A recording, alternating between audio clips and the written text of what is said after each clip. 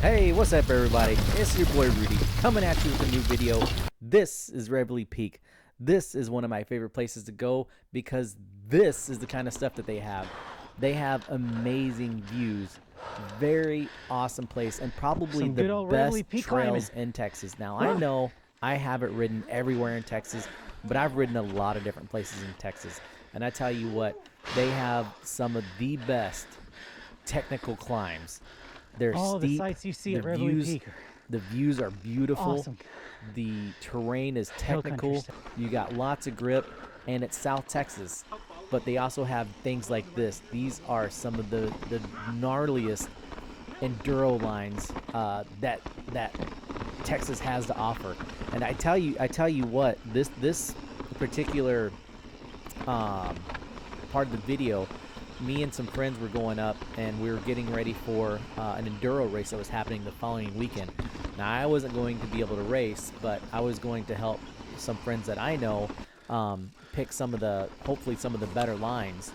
And you can see it's really chunky.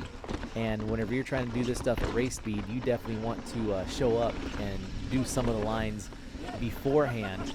But this obviously isn't at race speed, but it is a nice, fun pace that we had. I was with a good group of guys, but you can see the trails are second to none. I mean, look at these, the views that they have around here, the chunky rocks that they have. I mean, ooh, thank you, suspension. They have some black trails, they have some blue trails. They also have nice flowy XC trails, some blue and green trails. So if you're into the longer part of climbs, or the longer part of trails, you know, you want to go out there and put 20, 40 miles in, like you can do that there for sure. But here's the other cool thing, is that not only do they have these amazing trails at this place, but they also have a campground. They also have a campground. They also have showers at this campground, a really nice pavilion, and then right up the road from Reveille Peak is also Spider Mountain. So if you get a chance and you want to spend a weekend or a week there, I mean, you're probably going to have a tough time trying to ride everything in a weekend. But if you stay at either Spider Mountain or Reveille Peak, you're going to have a really good chance of riding both places and riding a lot of the trails. Now, a lot of times what I like to do is I'll show up at Reveille Peak in the mornings and get some pedaling in, get some trail riding in, and then go over to Spider whenever my legs are tired and ride the chairlift up and then just bomb the trails on the way down. That's a lot of fun. That's a good way of making your best your time that you go out there, because unfortunately for me it is about a 2-hour drive. So if anybody else is coming out there, don't forget you can camp out here, you can stay out here for a weekend, and you'll have plenty of riding to do. But the biggest part of this video that I really wanted to talk about is progression. This place is great for progression. They have amazing, as you can see, these enduro trails, technical trails. If you're trying to build your endurance, you can build your endurance there. But for me, this is it, the jump line. That's part of El Patron. She almost did it and again. This next view here is a view of dosverde, which is a trail that is just kind of a medium to fast trail pace. Jump/flow trail. It's very good for progression.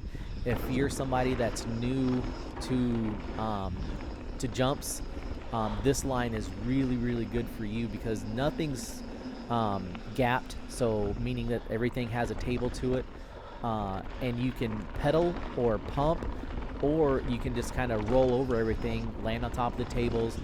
But you're going to be able to practice your jumps, and then you're going to be able to hit these really nice, well-built berms and kind of get used to the speed and how they carry you, how you carry your speed in and out of these berms. Not to mention, they also have a few lippy jumps like this one, and then they have a few jumps that are just a little bit longer. They're not so steep, but these jumps just tend to be, they just kind of tend to carry you out there a little bit further, like that one there. This is really good for progression, and I got really good at hitting all of these jumps first before I decided I was going to move on to anything else.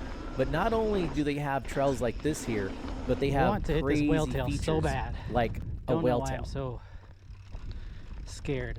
If it's a lip or not feeling like I have the speed or the bike skill, I really don't feel like it's out of my ability. Now this whaletail feature has been here for over a year, and I've been eyeing it up for over a year. And at this point even, I must have probably taken 50 run-ups to this whaletail and still have not hit it yet. But they have features like this whaletail. They also have progressive drop features from like 1 foot to 20 feet of progression trails. But then they just started putting in this new line here that kind of comes off of that whaletail line that you just seen me hit. And there's some nice fast tables into big steep run-ups into step-ups. And that's really nice that they have there for the progression, because to hit these step-ups, it's a lot faster. It's probably the most speed that you carry into a jump, into any kind of a jump whenever you get used to mountain biking. So it's really cool that they have these here to help build your confidence. And I'm going to tell you this, not only did they help build my confidence to hit these, but that confidence with that speed also, I think that one-hander from Greg, that also helped me progress on elpatron. And elpatron is a big jump line, Jimmy. And the last jump is, I don't know, I think it's like a 25 or 30 foot jump. Yeah, I do. And in order to hit that, you have to be comfortable with hitting these steeper lips with a lot of speed and knowing what to do with that energy that you create from all that speed.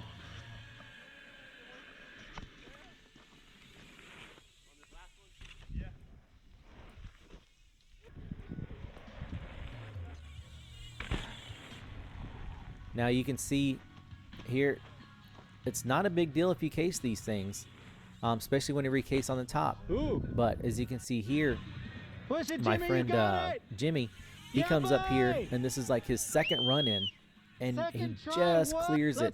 And that's sick. That was his second try. That was just, you know, getting used to the speed.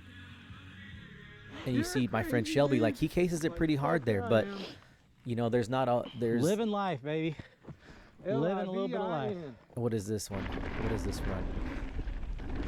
Oh yeah, this is just me and Steven taking a nice clean run down.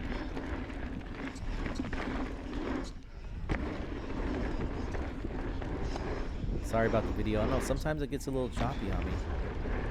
This happens to be one of those. But nonetheless, it was a clean run. Pedaled at the bottom of that, get all kinds of speed, and I still cased it a little bit. Can't remember if this was the first day or the second day. Yeah, boy. The first day it was really windy, and the trail was so fresh and new that it wasn't running very fast.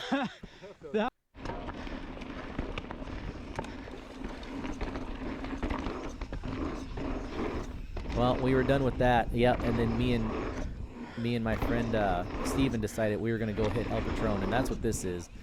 And we were bound and determined to get this jump line done.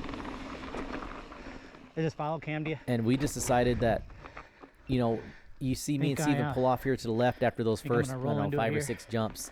And we must have did that, I don't know, 20 times or try to more at least together. make it down to the bottom this time. And finally, we just talked to each other, and we decided that we were going to try to push. We were going to, we're going to try to push and just make it down to the bottom and see where we ended up at. So coming here with a lot of speed, got my tire pressure set up right. That was kind of slowing me down a little bit, but these runs really started looking good.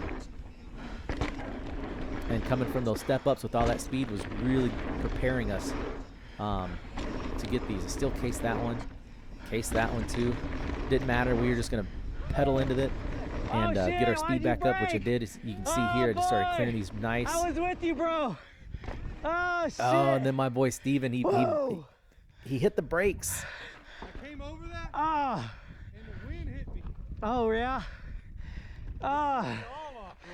Shit, dude. I was not expecting that. Oh. Shit. That was good though, huh? Yes, dude. Oh. Yes. Fuck, it threw me off. I was Ah, stoked. I thought we were gonna do it.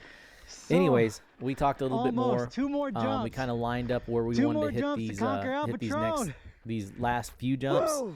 And then we just Damn. went right back up to the top. Shit, buddy. So this is the very next run. After we walked back up to the top, this is the very next run. So we came up to the top and decided that, you know, this time we're going to, no matter what, we're going to hit elpatron, even if that means that, you know, we just pop up and land on top of it and roll down the backside of it.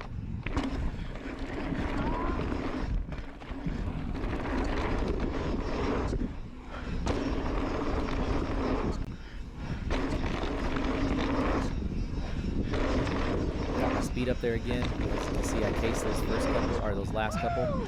Yeah, boy! These are nice Woo, and smooth. shit, yeah! Coming in here. Oh my gosh! Nose heavy. Holy shit! Oh, I about fucking died, dude. I about fucking died. Holy Needless to shit, say, dude. that was not the run out. Whoa. That was not the run out you're supposed to do. Oh my gosh.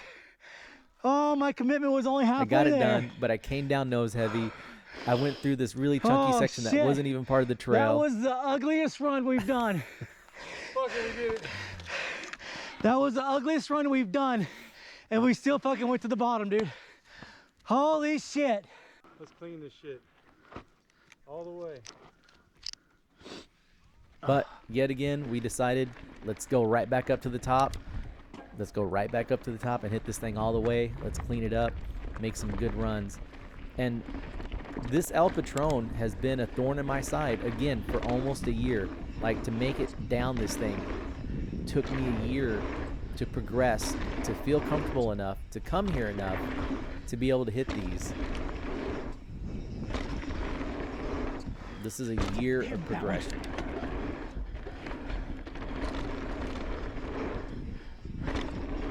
Case that one.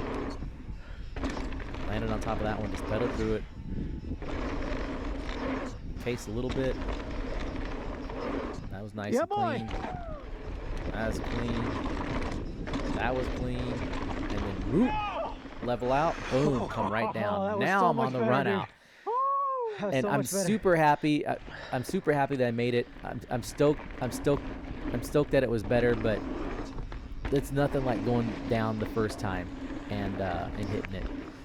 So after that we took a little break, and then we decided to come back over to the step up runs. Like I said, I don't know what this trail's name is. I don't even think it has a trail name yet. And these are just getting comfortable with the speed. Look at that, just clearing everything nice and easy. Like it's just through the total progression of the jump and getting used to the speed and coming down and knowing what to do with all the energy that you get going towards the top. The other day when I was here, Yeah. I did a seat grab, like tried to do a tobog on the step up jump. Yeah. I didn't get it was either like take my hand back off the seat and try to grab the bar and risk wrecking. But I didn't do. I landed with fucking in the seat grab on the step up. You held on to it? Yeah. I Shut the fuck up, really? One-handed, bro, like this. Wow. I looked around. I was like, "You say that?" Woody was like, "Yeah." Oh that was my pretty gosh. impressive. Pretty freaky. Well, the next thing on my list that I wanted to get done that day was the whaletail. And Steven felt the same way. He couldn't wait for towing, so Steven decided that he was going to try to run in by himself. That was a failed attempt. But then the very next run, this is Steven. Boom. He got it. So stoked for him. Now, All right. it's just me. Like, I wanted to do it, so I'm like, all right, I get up there. My boy Greg's like, yeah, bro, you want to tow in? And I was totally fine. Like, I was totally gonna go in without a tow in. Greg offered, why wouldn't you take a tow in? So Greg towed me in. Unfortunately, there was a mishap. Shit. Greg had too much speed. That was my first time going over that. Go get the truck. And Greg ate shit, jumped off, and broke his ankle. I felt so bad for him. He just put in that extra pedal that he didn't needed. You see he bottomed out his front fork at the end. And I'm sure he was thinking, oh, you know, he's towing me in. I'm right behind him. He needs to get off he needs to get, you know, out of the way so I don't run him over so he doesn't cause me an accident.